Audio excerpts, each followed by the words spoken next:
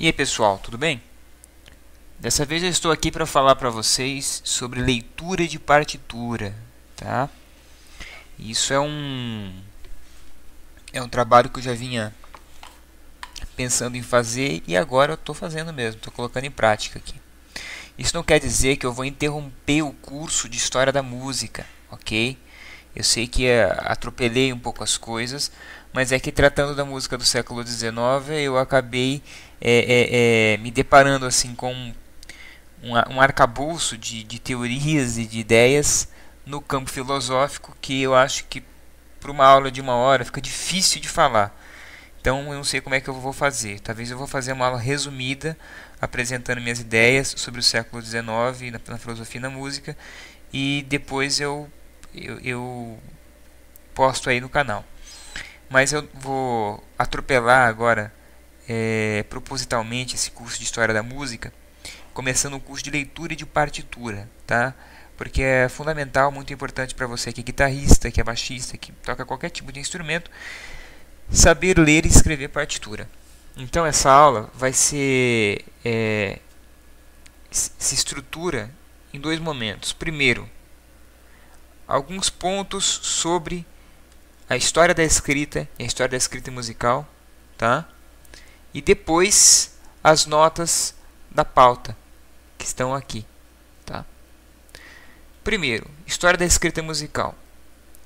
Eu falei que eu atropelei o curso de História da Música com o curso de leitura de partitura, mas o fato é que eu poderia também falar sobre a história da escrita musical, tá? A história da escrita musical é um capítulo dentro da história da música.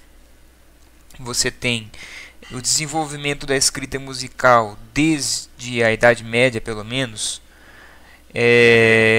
Você já teve partituras que tinham mais linhas do que nós temos hoje, que seria 5 linhas.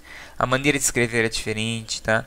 As figuras musicais também tem figuras musicais antigas que já não são mais tão usadas na música contemporânea. E já no século XX também você encontra partituras assim muito cheias de signos que já não são os signos convencionais que nós estudaremos nesse curso. Então, é um curso que se resume à leitura de partituras no sentido da partitura mais comum que você vê por aí. Ok? Bem, o que acontece aqui? Nós temos 5 linhas, tá? Que é o pentagrama. Então agora é a segunda parte da aula aqui. Só essa pequena nota que eu coloquei sobre a história da escrita musical, porque eu acho importante também. Às vezes você vai ver uma partitura que não é igualzinho isso aqui. Então é importante você saber que existem outros métodos de escrita musical. O que a gente vai ver aqui é a partitura mesmo, tá? Bom, são 5 linhas, tá? 1, 2, 3, 4, 5. Por que são 5 linhas? Nós chamamos de pentagrama. Penta significa 5, vem do grego, significa 5, tal como nós temos a escala pentatônica, nós temos um pentagrama, entendeu? São 5 linhas, tá? O Brasil é pentacampeão, quer dizer, são 5 títulos, né, mundiais, enfim. Então 5 linhas e eu escrevo as notas nessas linhas, tá? E aí, como é que vai funcionar isso? Veja, se eu não tivesse esse símbolo aqui, ó, tá vendo que eu estou circulando com o meu mouse aqui, ó, esse S no começo do pentagrama, o que eu escrevo aqui é apenas notação rítmica, que não indica uma nota musical precisa, tá? Então, a partir do momento em que eu coloco esse símbolo aqui, tá, eu dou nome a cada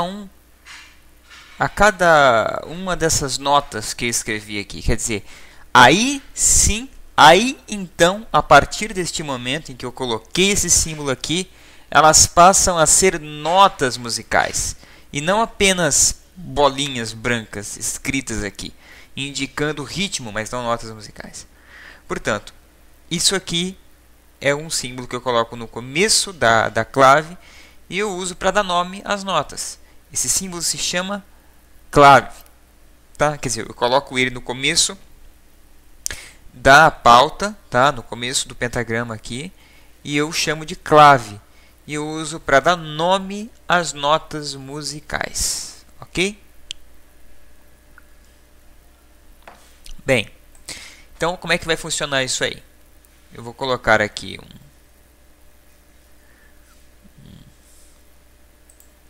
escrevi aqui, ó, tá? Sol, Lá, Si, Dó, Ré, Mi, Fá, Sol. Voltei para a segunda linha, o Sol. Estou voltando, Fá, Mi, Ré. Perceberam uma coisa aqui, ó? Tá vendo esse rabinho aqui da clave, ó, do S aqui, ó?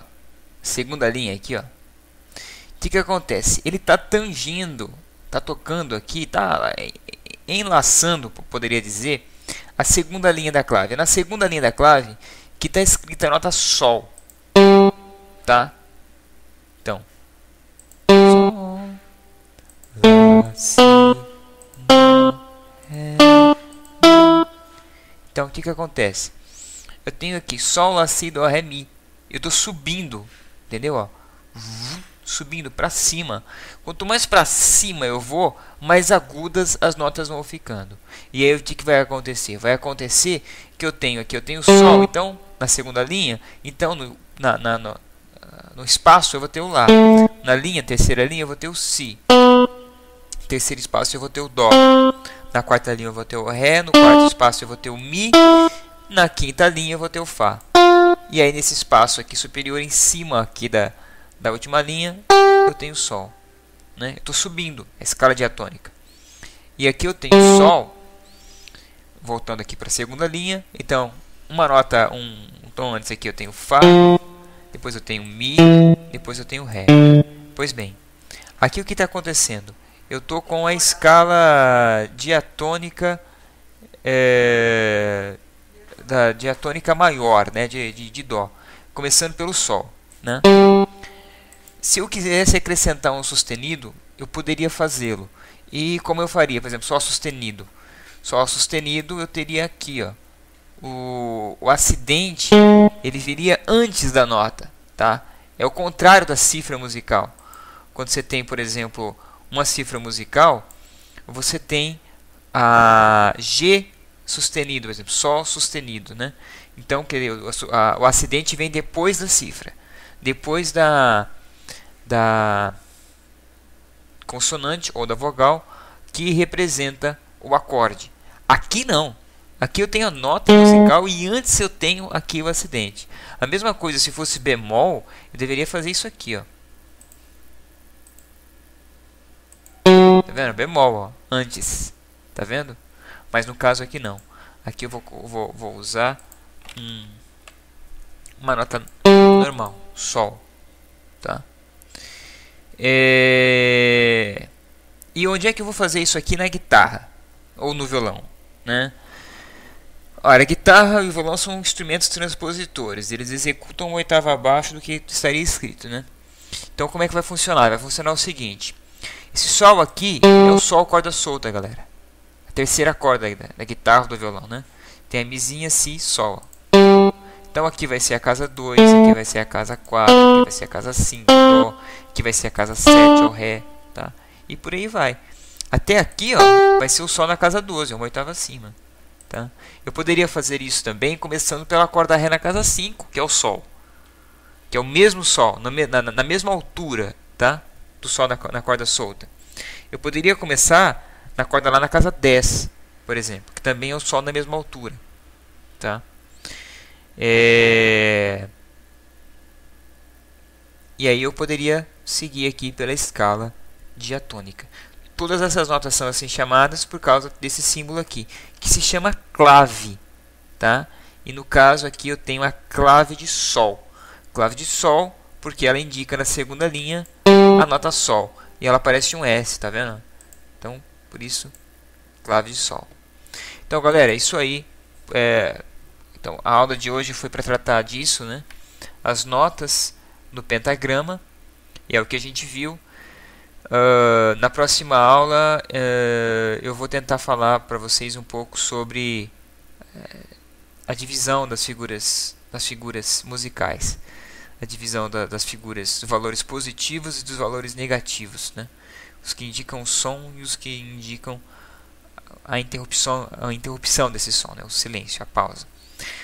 Então é isso aí, boa sorte, Deus abençoe todos vocês, muita força, muita garra e até mais. Falou!